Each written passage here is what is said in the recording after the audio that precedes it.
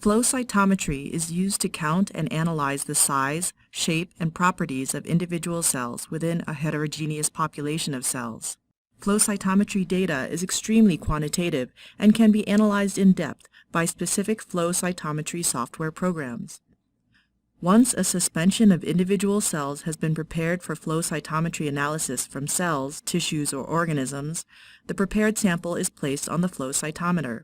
How does a flow cytometer analyze the size, shape, and properties of individual cells?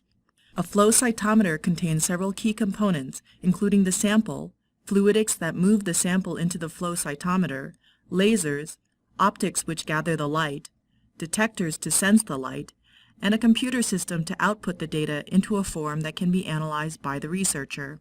Once a sample has been placed in the flow cytometer, the machine will suck up the sample, mix the sample into a stream of saline solution in the cytometer, and lead the cell suspension through a narrowing channel, causing the cells to form a single file line before the cells pass through the laser at the interrogation point.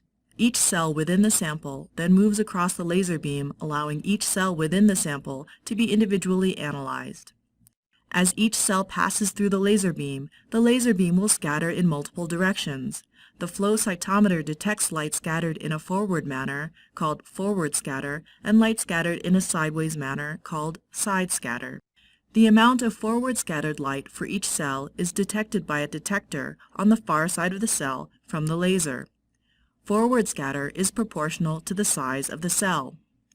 The detector converts the scattered light into a voltage pulse, which is directly proportional to the amount of forward scattered light. The computer converts these data into a histogram plot with the amount of forward scattered light on the x-axis and the number of cells on the y-axis.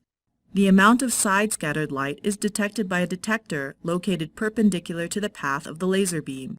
Side scatter is proportional to the shape and internal complexity of a cell.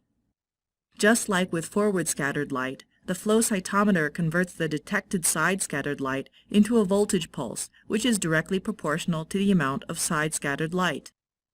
By analyzing the forward and side scatter data together, the researcher can understand a cell's size, shape, and complexity.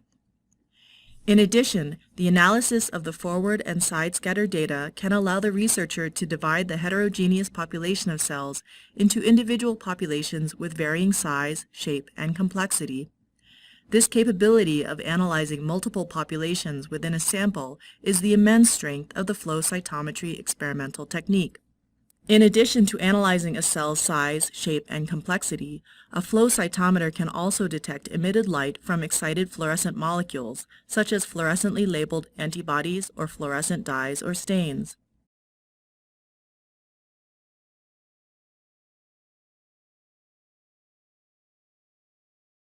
The fluorescent molecules, or fluorophores, are excited by the correct wavelength of laser light when the cell passes through the laser beam.